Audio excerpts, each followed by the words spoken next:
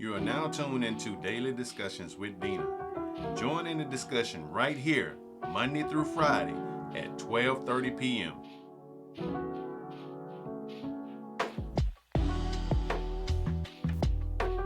Welcome to your daily discussions with Dena.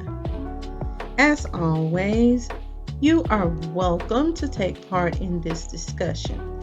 So subscribe and leave your comment. I, like many others, am aware and I see what is going on in the world. There are wars and rumors of wars. And as much as I would like to believe that there is an abundance of good in this world, I cannot simply look over or pretend that immoral, corrupt, and unscrupulous beings are not empowered and can and do exhibit some of the most evil and wicked behavior on this planet, especially to those whom they consider to be beneath them. Now, I descended from a group of people that even some would refer to as the cornerstone that the builders rejected here in America and even around the world. Descendants of ancient people, people that have been on this earth for trillions of years, responsible for civilizing much of the world. And we have had to suffer at the hands of those whom saw us as less than themselves, less than human, and saw us as undeserving of basic necessities and exploited because of our general compassionate nature. People tend to take advantage of those who show compassion or see it as a weakness. Black people have experienced some of the most cruel, inhumane, and hateful treatment on this planet. And even though we are still in the midst of our own Holocaust, shamelessly, the benevolence of our true nature deep within us naturally triggers us to feel empathy for those we see aggrieved or tormented as we were and as we are at times. And even though there was no loud or overwhelming chorus of nations insistent upon ending our oppression, our subjugation, or even a simple demand by another group of people that we, Black descendants of slaves, be set free, or even that our captives or our subduers repair or attempt to restore us to the people that we once were. There is no loud chorus of people saying, give them their reparations. And that is what I mean when I say repair. I mean giving us land and resources and the means that have been denied us for centuries so that we may have the ability to build a society of our own in which we govern ourselves and can become and be free of what we have had to experience here in America.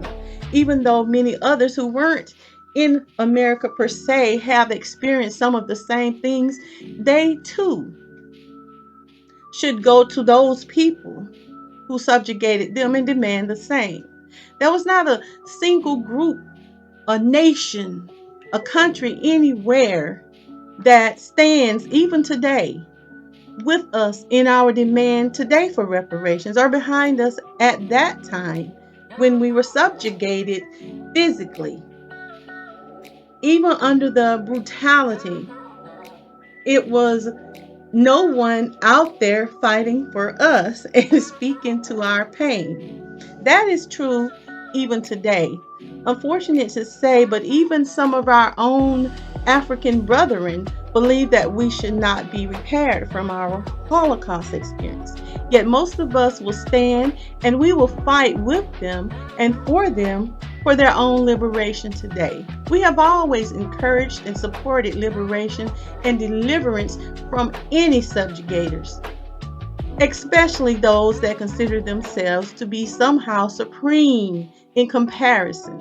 It is difficult to sit back and see genocide or ethnic cleansing being done to people of any group and just remain silent because we know what we have experienced.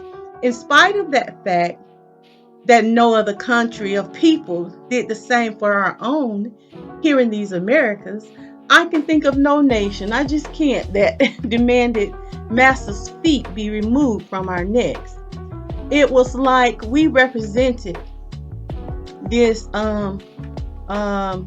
story in the Bible with Hiram. And I see us as that traveler that was traveling along that road and was knocked in the head and robbed and left lying in the road. So many people came and looked at us. They looked upon us and saw our condition, but they kept rolling, did nothing to help us. Some came, saw us, even checked to see if there was anything upon us that they could take for themselves and exploit. And still, they left us on the ground. Some came, they pointed their finger, laughed, and even today they make mockery of our history. I see that all the time. Oh, you all were slaves. You all was in the field. And they make mockery of our history and the prevailing residual effects that has kept many of us mentally and physically in a subjugated condition.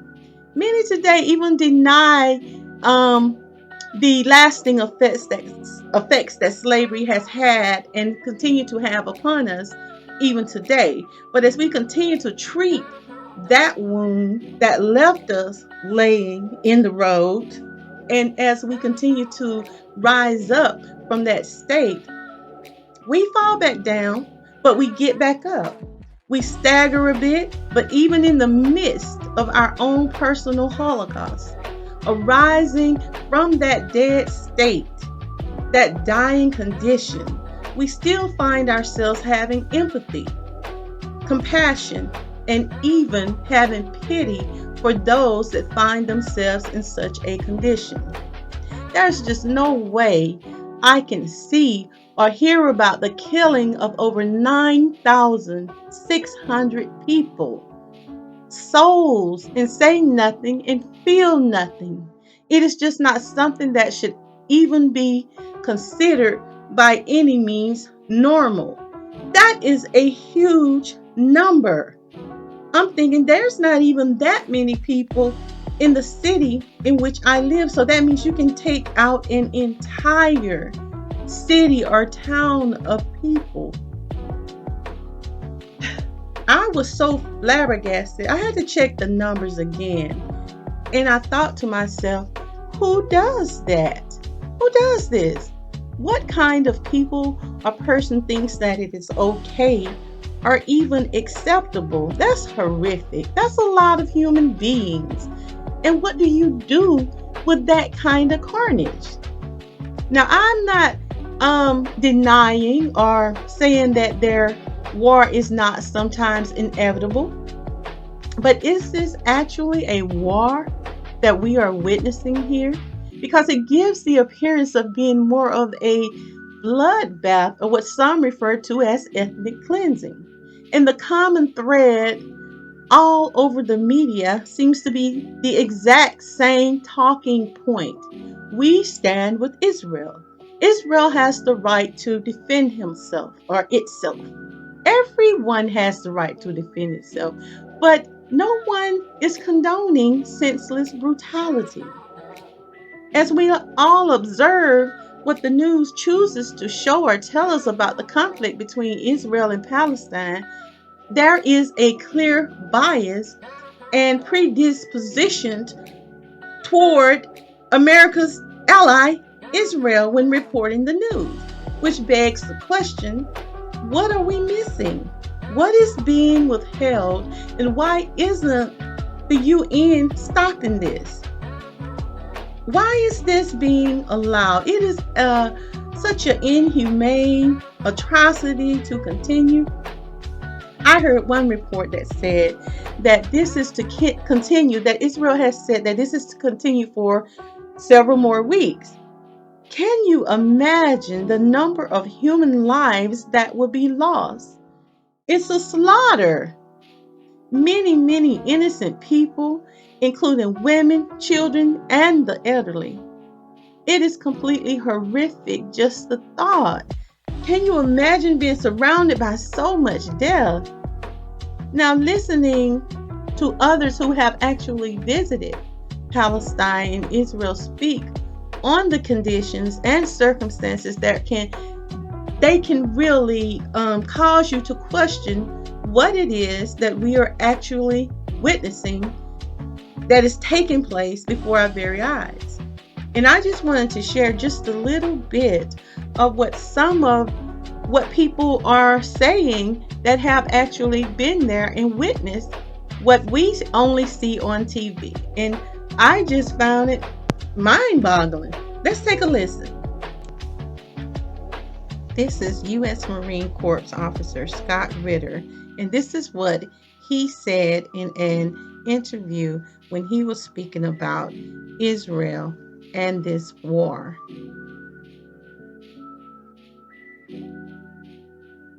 Israel does not want a Palestinian state, never has, won't tolerate it. They've talked about it, but they knew they were never going to allow it to happen. And one of the ways they prevented it from happening was to create a division within the Palestinian population. So they promoted Hamas, they funneled money into Hamas, they openly collaborated with Hamas, even though I don't think Hamas understood they were being collaborated with, and they empowered Hamas. The United States is looking at a bigger picture, and the bigger picture, it requires stability in the Middle East. In order to do that, we need Saudi Arabia on our side. We need Iran to be pacified. We need the Arab world to be doing what we wanted to do. That is our big picture. And we're not going to let Israel get in the way. It has eliminated the one major obstacle to peace in the Middle East. That is Israeli intransigence about a Palestinian state. That's gone. There will be a Palestinian state.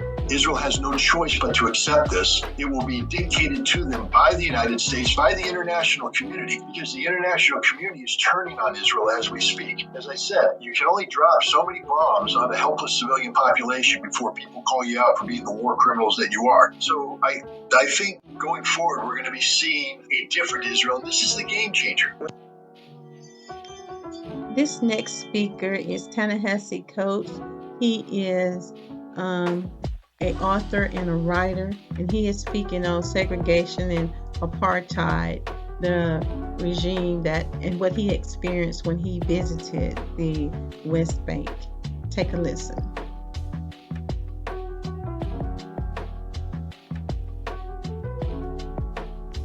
Oh, wow.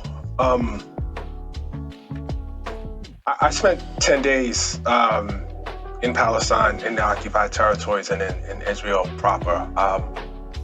I've had the great luxury over the past 10 years of seeing a few countries. I have not spent more time or seen more of another country or another territory than I did this summer. I think what shocked me the most was in any sort of opinion piece or reported piece or whatever you want to call it that I've read about Israel and about the conflict with the Palestinians, there's a word that comes up all the time, and it is complexity. That and its closely related adjective, complicated. And so while I had my skepticisms and I had my suspicions of the Israeli government, of the occupation, what I expected was that I would find a situation in which it was hard to discern right from wrong. It was hard to understand the morality at play. It was hard to understand the conflict. And perhaps the most shocking thing was I immediately understood what was going on over there. Probably the best example I can think of is the second day when we went to Hebron, and the reality of the occupation became clear. We were driving out of East Jerusalem. I was with Palestinian, with PalFest. And we were driving out of East Jerusalem into the West Bank, and you could see the settlements, and they would point out the settlements. And it suddenly dawned on me that I was in a region of the world where some people could vote and some people could not. And that was obviously very, very familiar to me. I got to Hebron, and we got out as a group of writers, and we were given a tour by a Palestinian guide. And we got to a certain street, and he said to us, "I can't walk down this street. If you want to continue, you have to continue without me." And that was shocking to me. And we walked down the street, and we came back, and there was a market area Hebron is very, very poor. It wasn't always very poor, but it is very, very poor. Its market area has been shut down. But there are a few vendors there that I wanted to support. And I was walking to try to get to the vendor, and I was stopped at a checkpoint. Checkpoints all through the city. The checkpoints obviously all through the West Bank. Your mobility is completely inhibited, and the mobility of the Palestinians is totally inhibited. And I was walking to the checkpoint, and an Israeli guard stepped out, probably about the age of my son. And he said to me, "What's your religion, bro?"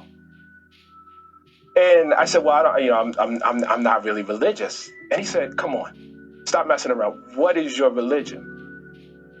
I said, I'm not playing. I'm not really religious. And it became clear to me that unless I professed my religion and the right religion, I wasn't going to be allowed to walk forward. So he said, "Well, okay, so what was your parents' religion?" I said, "Well, they weren't that religious either." He says, what were your grandparents' religion?" And I said, "My grandmother was a Christian." And then he allowed me to pass. And it became very, very clear to me what was going on there. And I have to say, it was quite familiar. Again, I was in a territory where your mobility is inhibited, where your voting rights are inhibited, where your right to the water is inhibited, where your right to housing is inhibited, and it's all inhibited based on ethnicity. And that sounded extremely, extremely familiar to me. And so the most shocking thing about my time over there was how uncomplicated it actually is. Now, I'm not saying the details of it are not complicated. History is always complicated. Present events are always complicated. But the way this is reported in the Western media is as though one needs a PhD in Middle Eastern studies to understand the basic morality of holding a people in a situation in which they don't have basic rights, including the right that we treasure most, the franchise, the right to vote. And then declaring that state a democracy. It's actually not that hard to understand. It's actually quite familiar to those of us with a familiarity to African American history. Israel's a segregated society. The occupied territories are segregated. The Jews segregated. It's not, hard to understand. There are different signs for where different people can go. There are different license plates forbidding different people from going different places. Now, what the authorities will tell you is that this is a security measure. But if you go back to the history of Jim Crow in this country, they would tell you the exact same thing. People always have good reasons besides, I hate you and I don't like you to justify their right for imposing an oppressive regime on other people. It's never quite that simple. And so that was the first thing. But the second thing I think that you're referring to is, this is like really personal for me. Because I came up in a time and in a place where I did not really understand the ethic of nonviolence. And by ethic, I mean the notion that violence, because I understood the rage that comes when you have a history of oppression. I understood the anger. I understood the sense of humiliation that comes when people subject you to just manifold oppression, to genocide, and people look away from that. I come from the descendants of 250 years of enslavement. I come from a people who sexual violence and rape is marked in our very bones and in our DNA. And I understand how when you feel that the world has turned its back on you, how you can then turn your back on the ethics of the world. But I also understood how corrupting that can be.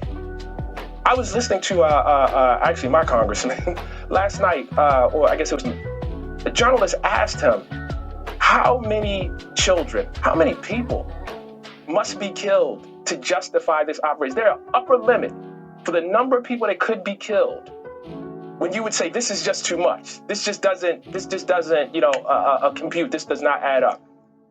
And I have to tell you, that congressman couldn't give a number. And I thought, that man has been corrupted. That man has lost himself. He's lost himself in humiliation. He's lost himself in vengeance. He has lost himself in violence. I keep hearing this term repeated over and over again. The right to self-defense. What about the right to dignity? What about the right to morality? What about the right to be able to sleep at night? Because what I know is if I was complicit, and I am complicit, in dropping bombs on children, and dropping bombs on refugee camps, no matter who's there, it would give me trouble sleeping at night. And I worry for the souls of people who can do this and can sleep at night. I stand corrected. There has now been over 10,000 people killed by Israel. And this stemmed from the October 7th Hamas coordinated surprise offensive on Israel. There are tens of thousands of people that are displaced and fleeing for their lives. And Israel has mobilized troops along the Gaza border, preparing for a ground attack. And there was a total blockade of the Gaza Strip. It is here that Israel stopped the supply of food, the supply of fuel, and essential commodities to the enclave. I even heard that they cut off the water. So these people could not even have basic water, which is said to be under the international law, it can be considered a war crime. But for us to better understand this Israel-Palestine conflict, one has to go back to its roots. And it started with a colonial act that was carried out more than a century ago. It is said to have started with the Balfour Declaration. Britain's Foreign Secretary at that time, who was Arthur Balfour, wrote a letter addressed to Lionel Walter Rothschild, a figurehead of the British Jewish community. It is said to have been just 67 words, and it committed the British government to the establishment in Palestine of a national home for the Jewish people and to facilitating the achievement of this objective. Now, that letter again is referred to as the Balfour Declaration. Now, it was a European power that had promised this movement, a country where the Palestinian Arab natives then made up more than 90% of the populations. So a British mandate was created in 1923 and lasted until 1948. During that period, the British facilitated mass Jewish immigration. Many of the new residents were fleeing Nazism in Europe, and they also faced protests and strikes. Palestinians were alarmed by their country's changing demographics and British confiscation of their lands to be simply handed over to Jewish settlers. On May 15, 1948, Israel announced its establishment. The following day, the first Arab-Israeli war began, and fighting ended in January 1949 after an armistice between Israel and Egypt, Lebanon, Jordan, and Syria. In December 1948, the UN General Assembly passed Resolution 194, which calls for the right of return for Palestinian refugees. At least 150,000 Palestinians remain in the newly created state of Israel and live under a tightly controlled military occupation for almost 20 years before they were eventually granted Israeli citizenship. Now, Egypt took over the Gaza Strip, and in 1950, Jordan began its administrative rule over the West Bank. In 1964, the Palestinian Liberation Organization, or PLO as it is called, was formed, and a year later, the Fatah political party was established. June 1967, Israel occupied the rest of historic Palestine, including the Gaza Strip, the West Bank, East Jerusalem, the Syrian Golan Heights, and the Egyptian Sinai Peninsula during the Six-Day War against a coalition of Arab armies. For some Palestinians, this led to a second forced displacement, hijackings by leftist groups drew the world's attention to the plight of the Palestinians. Settlement construction began in the occupied West Bank and Gaza Strip, a two-tier system was created, with Jewish settlers afforded all the rights and the privileges of being Israeli citizens, whereas Palestinians had to live under a military occupation that discriminated against them and barred any form of political or civic expression. That sounds very familiar. Now, the first Palestinian Intifada erupted in the Gaza Strip in December 1987 after 4 Palestinians were killed when an Israeli truck collided with 2 vans carrying Palestinian workers. There were protests. It also led to the establishment of the Hamas movement, which is an offshoot of the Muslim Brotherhood that engaged in armed resistance against the Israeli occupation. The Israelis' army heavy-handed response was encapsulated by the break their bones policy that was advocated by then Defense Minister Yitzhak Rabin.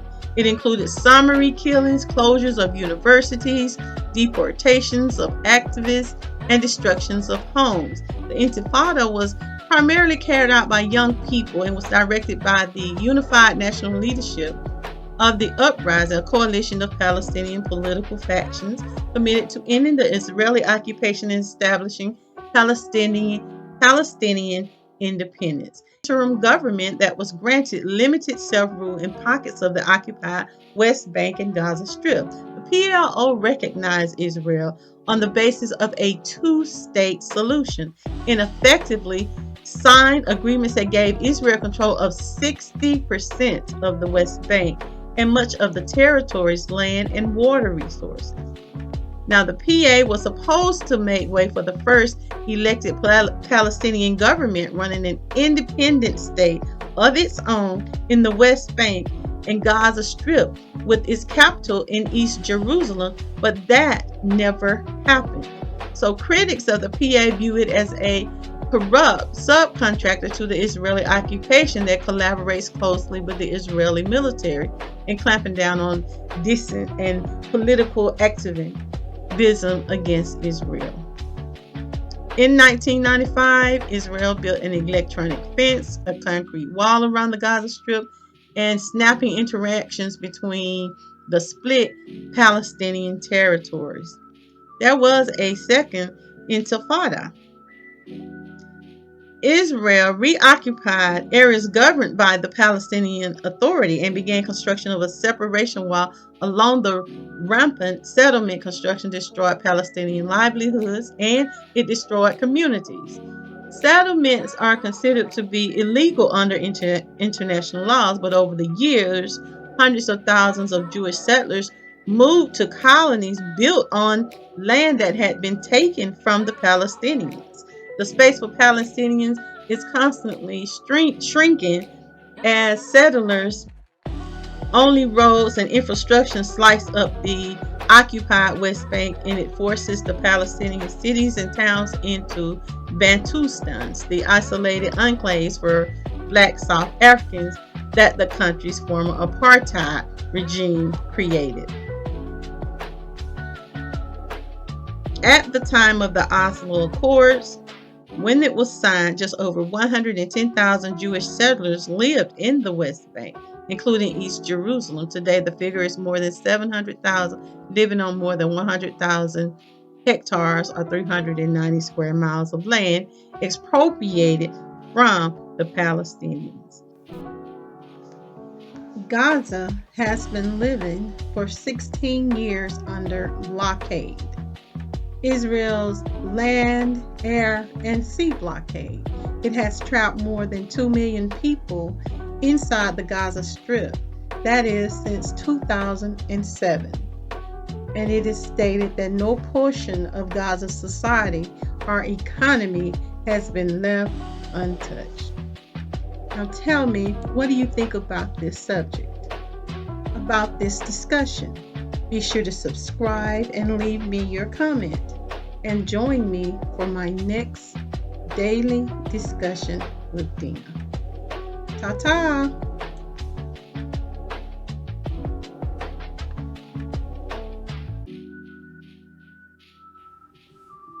This concludes the Daily Discussions with Dena.